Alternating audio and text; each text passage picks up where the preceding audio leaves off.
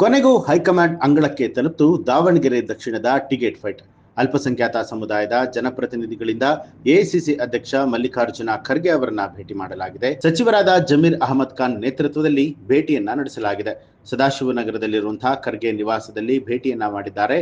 ಅಲ್ಪಸಂಖ್ಯಾತ ಸಮುದಾಯಕ್ಕೆ ಟಿಕೆಟ್ ಕೊಡಬೇಕು ಅಂತ ಹೇಳಿ ನಾಯಕರು ಒಮ್ಮತದಿಂದ ಒತ್ತಾಯವನ್ನ ಮಾಡಿದ್ದಾರೆ.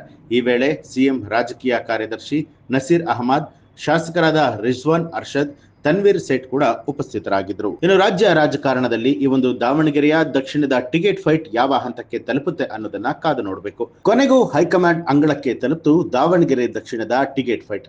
ಅಲ್ಪಸಂಖ್ಯಾತ ಸಮುದಾಯದ ಜನಪ್ರತಿನಿಧಿಗಳಿಂದ ಎಐಸಿಸಿ ಅಧ್ಯಕ್ಷ ಮಲ್ಲಿಕಾರ್ಜುನ ಖರ್ಗೆ ಅವರನ್ನ ಭೇಟಿ ಮಾಡಲಾಗಿದೆ. ಸಚಿವರಾದ ಜಮೀರ್ ಅಹಮದ್ ಖಾನ್ ನೇತೃತ್ವದಲ್ಲಿ ಭೇಟಿಯನ್ನ ನಡೆಸಲಾಗಿದೆ. ಸದಾಶಿವನಗರದಲ್ಲಿರುವಂತಹ ಖರ್ಗೆ ನಿವಾಸದಲ್ಲಿ ಭೇಟಿಯನ್ನ ಮಾಡಿದ್ದಾರೆ. ಅಲ್ಪಸಂಖ್ಯಾತ ಸಮುದಾಯಕ್ಕೆ ಟಿಕೆಟ್ ಕೊಡಬೇಕು ಅಂತ ಹೇಳಿ ನಾಯಕರು ಒಮ್ಮತದಿಂದ ಒತ್ತಾಯವನ್ನ ಮಾಡಿದ್ದಾರೆ.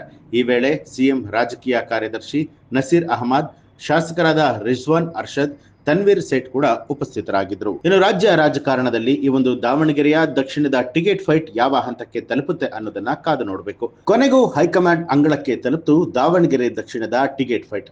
ಅಲ್ಪಸಂಖ್ಯಾತ ಸಮುದಾಯದ ಜನಪ್ರತಿನಿಧಿಗಳಿಂದ ಎಐಸಿಸಿ ಅಧ್ಯಕ್ಷ ಮಲ್ಲಿಕಾರ್ಜುನ ಖರ್ಗೆ ಅವರನ್ನ ಭೇಟಿ ಮಾಡಲಾಗಿದೆ. ಸಚಿವರಾದ ಜಮೀರ್ ಅಹಮದ್ ಖಾನ್ ನೇತೃತ್ವದಲ್ಲಿ ಭೇಟಿಯನ್ನ ನಡೆಸಲಾಗಿದೆ.